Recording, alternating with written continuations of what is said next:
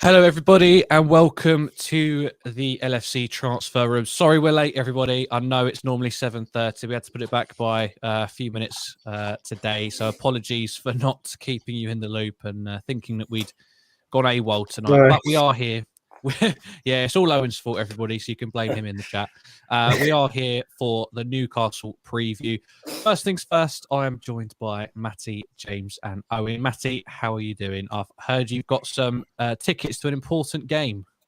Yeah, no, so I must have been blessed by someone because these ballots have been nice to me. I haven't had one for 6 years, and this year I've had a lot, so it's a good day. It's a good day. Yeah, Matty's off to the FA Cup final in 2 weeks' time. James, how are you? Yeah, good. Long weekends now. Finished work. Do this. Drink. All good. Yeah, sorry to hold you up on that front. 15 minutes left later. And Owen, how are you doing? Fantastic. Yeah, it's been a long week, but I'm looking forward to the great weekend of football that we have. And yeah, it's going to be a great night tonight. Yeah, it's the final game of the April fixtures at last. It's flown by, but we are finally here. The 1st of April, staring at a mountainous task and potentially season defining. Although we've got through that relatively unscathed, it still feels like there's plenty still to be decided, and there is, of course. But first of all, we do have to get past Newcastle. Matty, first things first, coming off the back of the Villarreal game on Wednesday, 8 p.m. kickoff, now starting Saturday, 12:30 kickoff or 12:45. I mean, I'm not going to claim conspiracy because the same sort of thing has happened to other clubs. It did happen to Man City a couple of weeks ago, I think. But how ridiculous are the Premier League for putting their own teams in this situation? Like, no other league does this, do they? No, it makes no sense because City played on Tuesday and they've got the 5:30 kickoff. So why haven't we got the 5:30 kickoff when we're playing on the Wednesday and City have the 12:30 kickoff on the Saturday when they play Tuesday? It makes so much more sense. I'm knackered with all the matches. God knows how them players are feeling because they're training and everything in between. But it's mad. I don't understand it. But then I suppose they announced the fixtures before they know how far the teams are going to go in the Champions League. But it's all mind games, isn't it? Because City, I think Liverpool did ask to move the fixture to R5 and got told no. So City probably been asked the question of would they swap, and they probably said no. It's all mind games, and they want the extra rest and stuff. So it just is what it is. But I'm pretty sure the year we won the Champions League, we had a 12:30 or something stupid like that game against Newcastle in between the two semi-final legs, and Divock Origi won us the game, and the rest is history. James, as mentioned, sorry, what? Bloody hell! Sorry, we're not done. James, as Matty said, we have tried to delay the fixture. We did put a request into the Premier League, but what reason is there for them to deny it? I don't quite understand all this. Why is pushing a game back by even just a few hours such a big deal? It's all to do with TV and money, isn't it? For TV, if you think it's BT, is it BT? Yes, yeah. What they want is, if you think about it, it's lunchtime, people watch the match and then they go, they have the barbecues, they do the family bits and pieces like that. And they're just trying to maximize return. And, BT probably have all the data as to this time of year, what attendances, get this, get that. And it's all about return on investment. And right now, because of what happened during COVID, the TV companies have more power than they normally would. They can really sort of push back on games because they lost an absolute boatload and still paid out, got some refund, but nowhere near what they would normally get. So I think it's BT just flexing their muscles a little bit, just saying, look, we want it here because it makes sense for us. And they've gone, okay, because they're still in a little bit of debt, shall we say, the Football League in terms of these TV companies.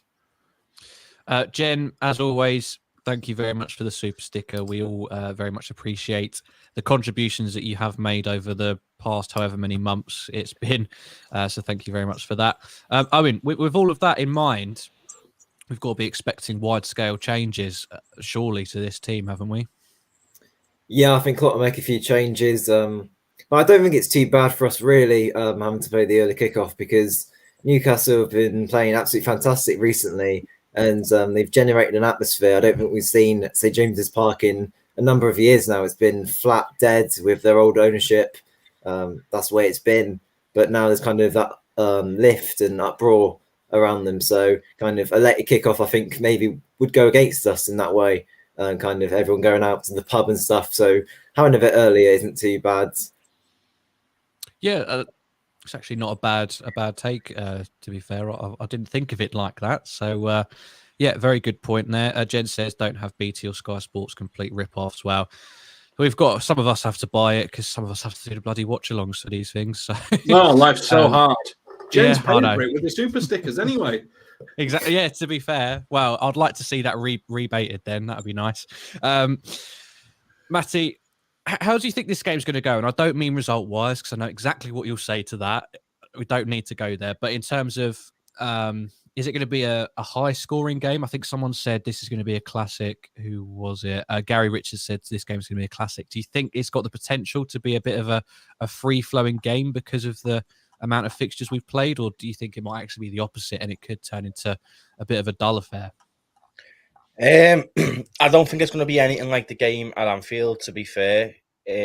What we've seen earlier on in the season, because they bought quite well in January. I mean, that Bruno Guimaraes, I love him. I love watching him. I think he's fantastic, and the energy he's brought to Newcastle is unbelievable, to be honest. And I'm pretty sure in the last 10 games, aren't they, in terms of form, second behind us. So it shows how good they have been playing. I think they've done fantastic. Eddie Howe's done a fantastic job since he came in.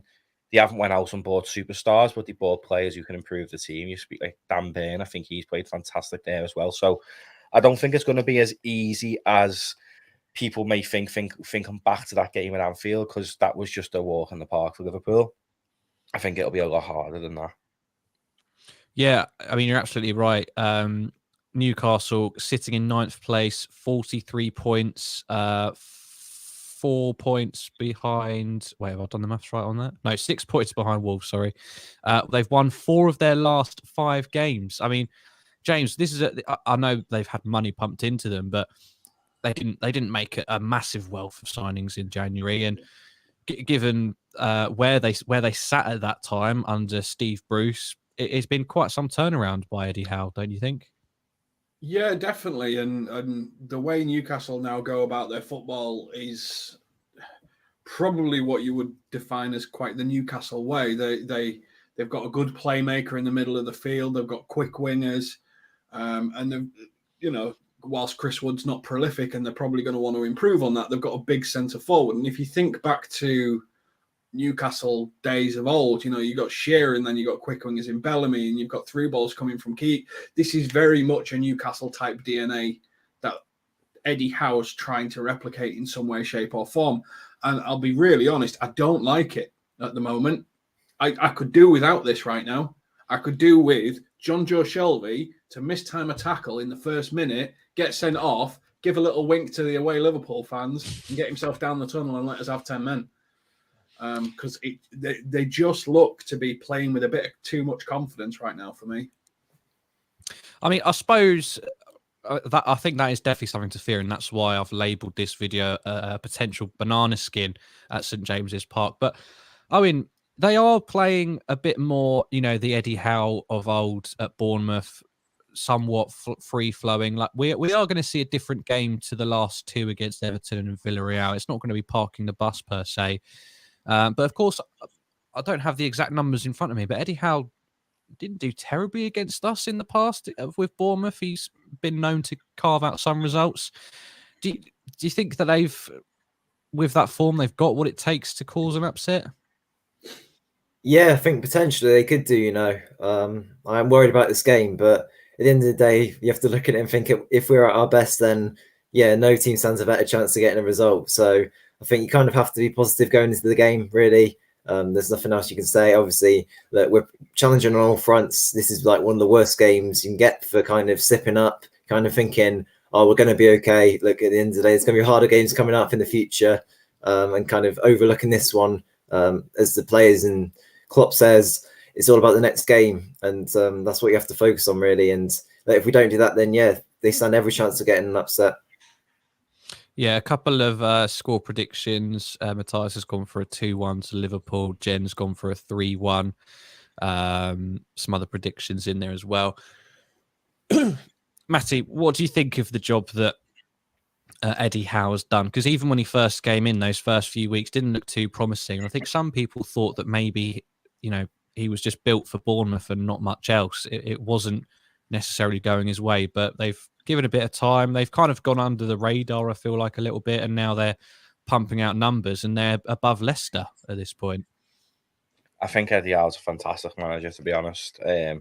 He's a phenomenal coach. What he done at Bournemouth, he overachieved there for this whole spell there, really, to be honest with you. He dragged them straight up into the Premier League and made them an half-relevant team.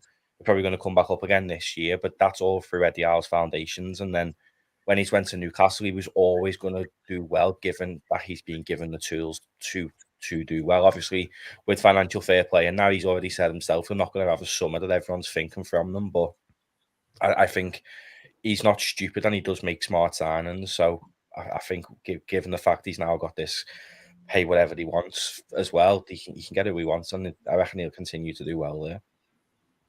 And just quickly before we focus more on this game, James, going off of what Matty said there in terms of financial fair play and what they can do in terms of transfers. I mean, how there is a belief that it's just a matter of time and when rather than if they start breaking into Europe, etc. When realistically do you think that could start to happen? It depends on their strategy, but I think probably what they're going to do is they're going to go slightly older players because they can pay them higher wages and the transfer fees will be lower, so they can get around financial fair play a little bit cleverer. Realistically, they could be in Europe within 2 years. They may even push it next year.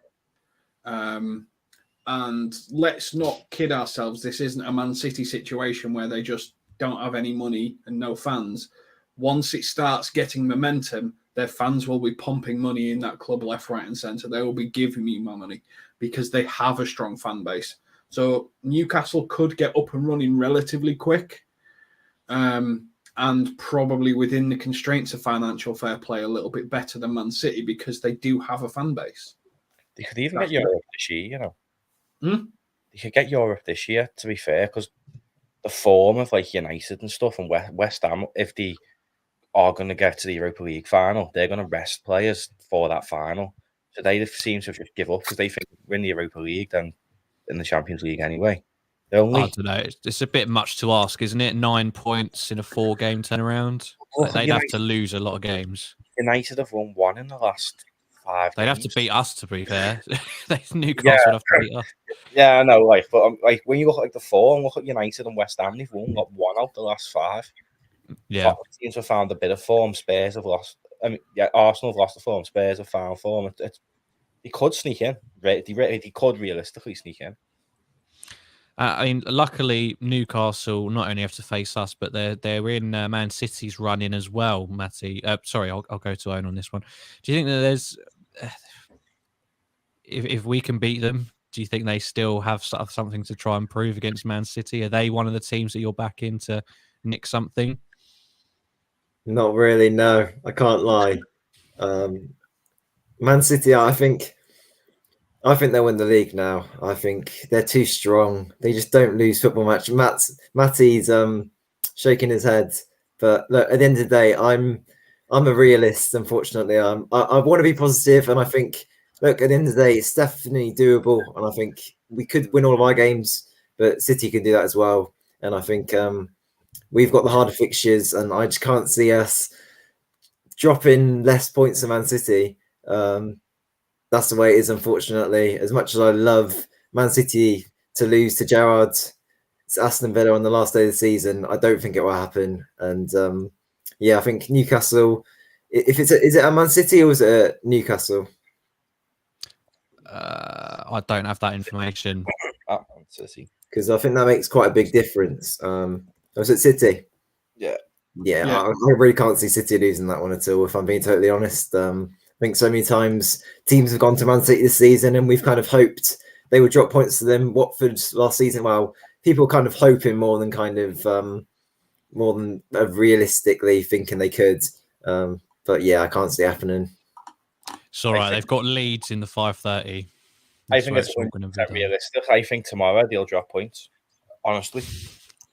Yeah, but Matty, if we go back every preview, I'm sure you've said that about them and whoever Man City. Yeah, and I was right from December to like March that they were going to drop points on many occasions. But I just feel like Leeds have got to win because they're very close to being dragged into this relegation battle. So Leeds have to win, and they're playing decent footy under Jesse Marsh.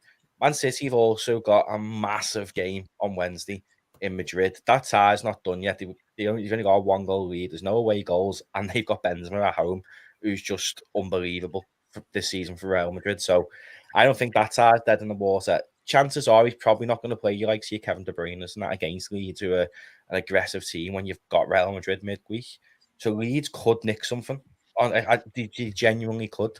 Like everyone always laughs at me. I'm pretty sure there was a game earlier on in the season, and I think it was like being Palace or something. I was saying they'll drop points, and everyone in the comments were going, "You're mad," and they've done it. So I honestly do think Leeds could do them tomorrow. I really do. I hope so. You know, they are one of the teams that I'd put because I always thought Wolves could be that one because they gave us such a horrible game, and Man City, to be fair. But yeah, they don't have too much to play for, maybe sneaking into the Europa Conference League, but I don't know whether they'd rather do that or keep their midweeks free. I don't know. Let's focus. Well, go on. This point, because I want West Ham to not get that final for this exact reason. Because if West Ham get the final, they're going to be focused on winning said final to get Champions League. If they don't get to the final, they need to get that Europa League space, and they've got City in there running. So it all depends how they do, I think, in next week.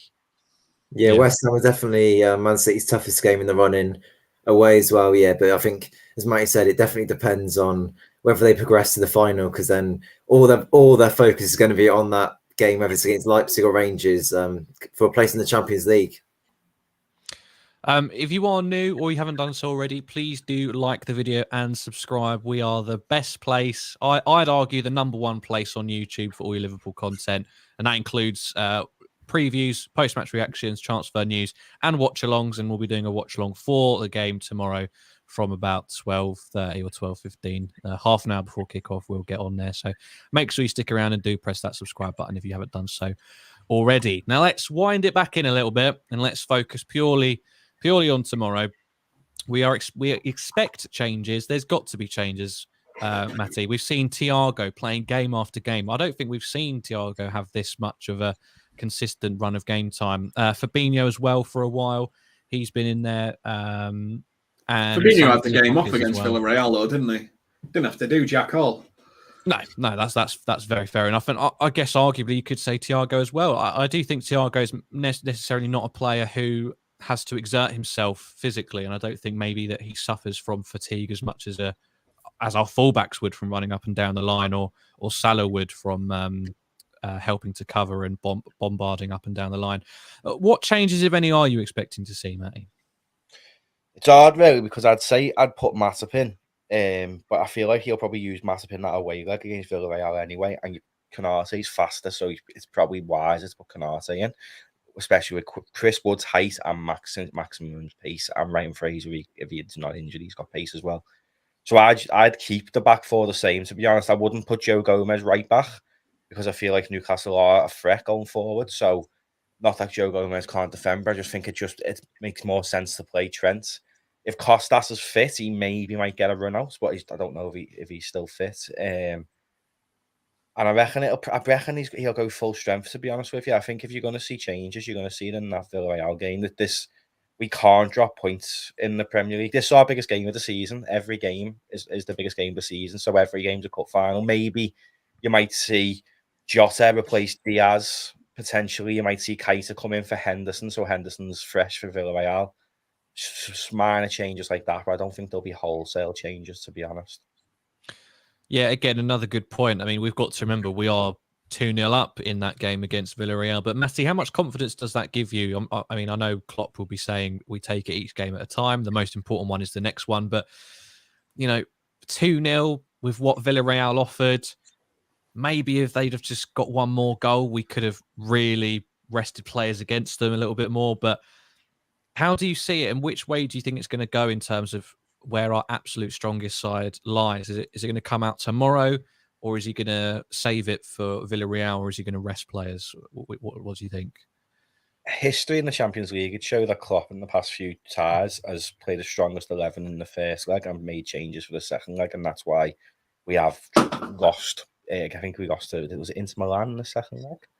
And Benfica as well. That was a tough game, but he'll make the changes. He's pretty confident. I hope he doesn't. I hope it's a clean sailing game. Otherwise, I lose some money on flights that I'm not going to be using. But I do think that Villarreal done. To be honest with you, I think we just shown our class. They didn't even have a shot on target. So I think that says it. All you need to say about that game.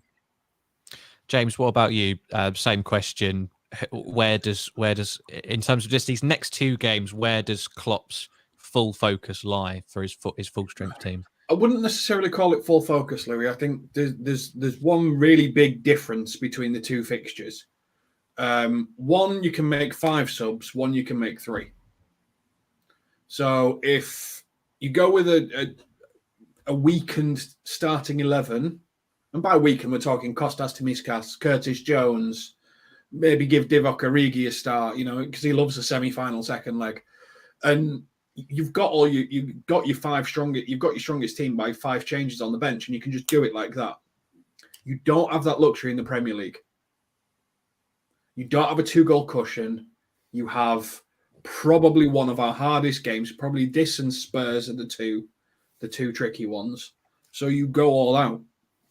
Otherwise, you are adding a risk you don't need to add. It's the substitutions thing for me. I think if you had 5 subs in the Premier League and 3 in the Champions League, you probably say start a slightly lesser team in the Premier League. But when you got 5 in the Champions League and a 2-goal cushion and a team that can't even get a shot on target, just load the Premier League, get the job done. Adrenaline will see him through till the end of the season. It's just with Matip now as well. I just don't even know where he's going to get a game in the next few weeks, because every fixture you're looking at, you're like, I'd probably pick Canate there, But it's the classic, isn't it? He looks better. Matip looks like Bambi on ice, but brilliantly. Matip is unbelievable. Second best centre half in the world, and he's quicker than he looks. Yeah, he's unbelievable. Canate he looks like he's going to be Van Dijk replacement over the next few years. He's looking that commanding. Like when it's a corner, you're like, Canate might score here. It's that type of thing, and Matip's not that type of defender. So I think he will play Matip. Matip's number 1, Canate's number 2. And I think Canate will get the second leg against Villarreal. I think Matip's coming in against Newcastle because he can outthink Kris Wood. With their pace on the wings, you're off. I feel like, I know Virgil's rapid as well. Canate's just as fast. I feel like that gives you, when them two play together, Trent and Robbo spend more time upfield than they do anyway, because they've got that security of how fast them two are together. It's not that, if you're just going for pure pace, you go Joe Gomez, because he's meant to be the fastest player in the Liverpool squad. Like when they did all the chats about it. It was him and Verge, I think. I thought Luis Diaz was the fastest now. Well, he might be now, but... Owen, just briefly, I saw you shaking your head. I think it was Matty saying Matip's the second best defender in the world, or in the league? Or in the world? What's your... in the world, yeah. Yeah. He'll be in the Ballon d'Or shouts, to be honest with you, Joel. For me, he's not even in my Premier League team this season, if I'm being completely honest. I think he's a good centre-back, but I've never been his biggest fan. At the end of the day, I know some of our fan base absolutely adore him. He's not the fastest. I think, really, he can play once or twice a week. Before then, we saw against Everton, I thought he was absolutely poor in that game. Passing was sloppy, just all around he looked very lethargic. And I think you've always got that with Matip, especially this season. You've seen it. So for me, going forward, I'd always start Canate now. I just think he looks like the perfect centre half, and he's only 22 years old. He looks like Van Dijk. He's even stronger than Van Dijk by the looks of it. Honestly, whenever someone's running, Canate just comes in and just absolutely shoves them off the ball, no problem at all. I don't think I've seen a player where Canate's really been fazed by. so far. So yeah, obviously rotate. There's no need to play one player every single game, but yeah, Konate for me going forwards.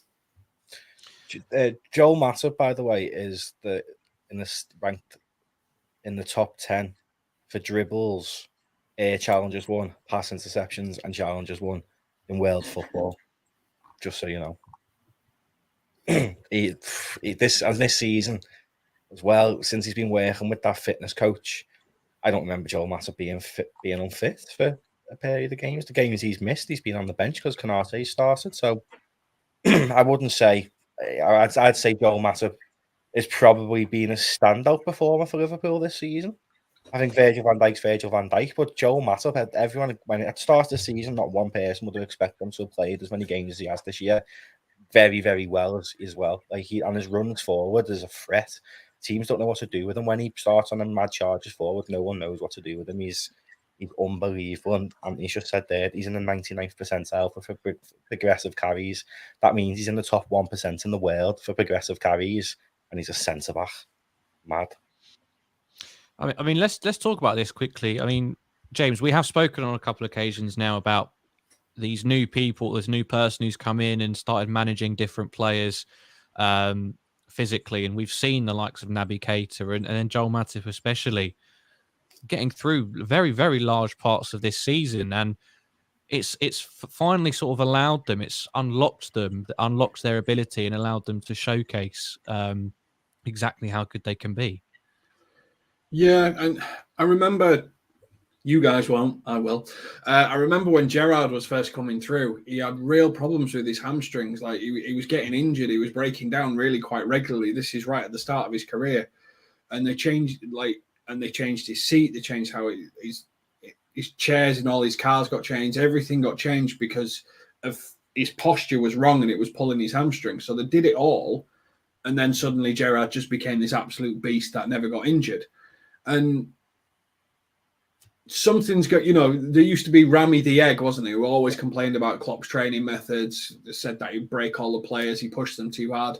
And we don't gang press as high and much as we do anymore, but we seem to have this perfect balance of pushing a player to their limit, watching the data, seeing like our research, our entire research facility, whatever we do when it comes to transfers, when it comes to managing players, when it comes to optimizing them, we seem to be doing things better than anyone else in the world right now.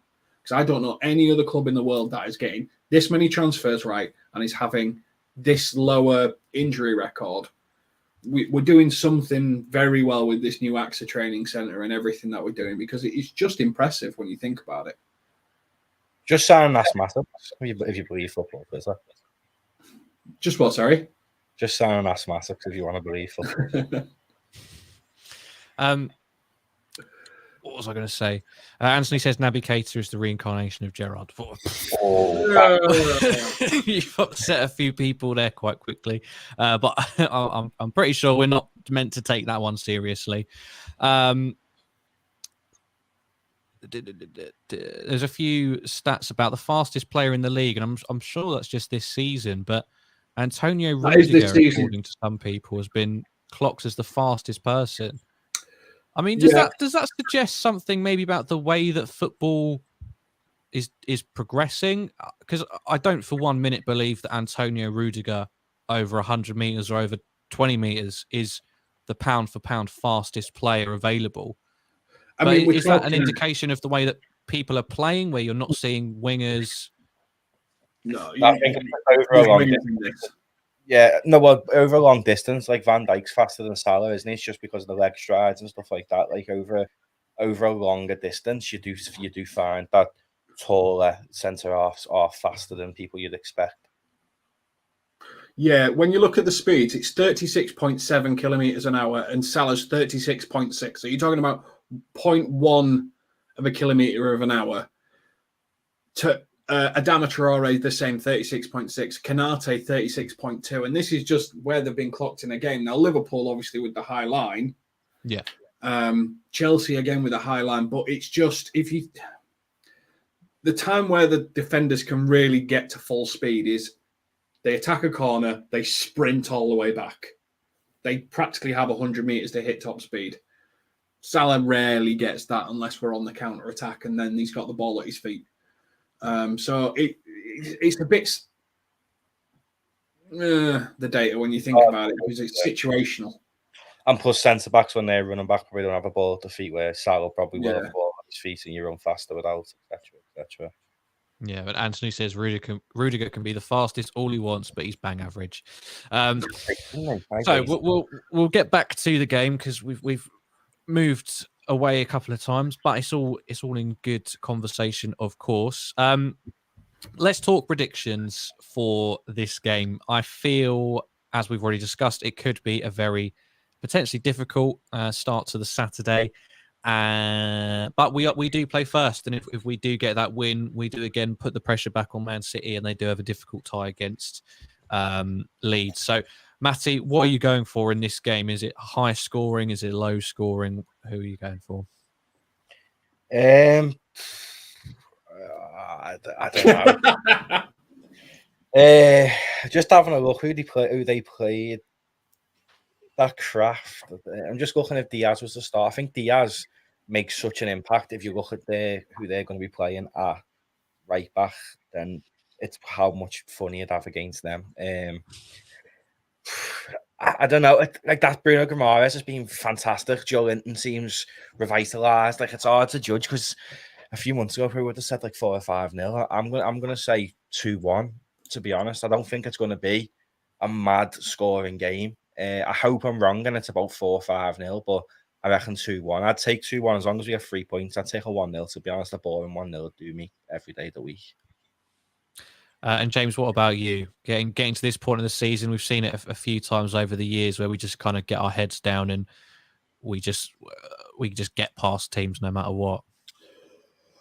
For me, this could go one of two ways. Newcastle will attack us, and then we'll just rip them apart in the first half, and we'll get 2 up, and it might end up being 3-1, or we just won't score.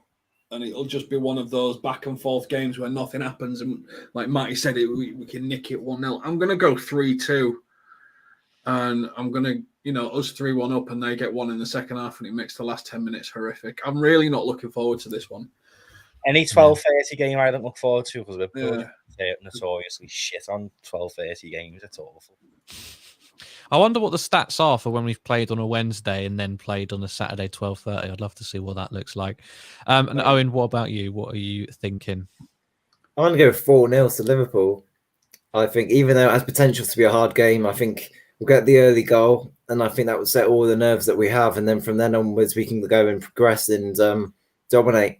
I think if we don't get that early goal, then yeah, it has potential to be a very hard game for sure. The crowd as well, as we mentioned before, get behind them, yeah, definitely. But I can see it happening. I can see us getting an early goal, and then from then onwards, yeah, we'll dominate.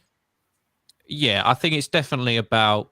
I think we will definitely make chances, and I think, as you say, in those early stages, it's just about someone from that front three just taking that chance and settling the nerves, quietening down that home crowd, because they're going to be absolutely buzzing. This will be like a bit of a cup final for them, a bit of a free shot. So, no, another massive game. We said it on the post-match reaction to the Villarreal. You can't really enjoy a victory at this point, because it's just instantly, well, if we lose the next game, it's all kind of been for nothing. So, we just get through this next 90, hope we score more than the opposition, and then straight on to the next one, isn't it? Which will be midweek against Villarreal. So thank you, Matty, James, and Owen, for joining me for this Newcastle versus Liverpool pre-match. You got lost there. What's it called again? Preview. That's it. Thank you, everybody in the chat and everybody who's been watching as well. If you haven't done so already, please do like the video and subscribe. It really helps us out. And you can also join our Discord server in the video description for even more content.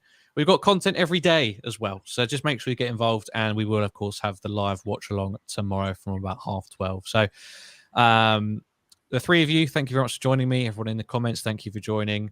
Thank you for watching the LFC Transfer Room. And we will see you in the next video. Take care.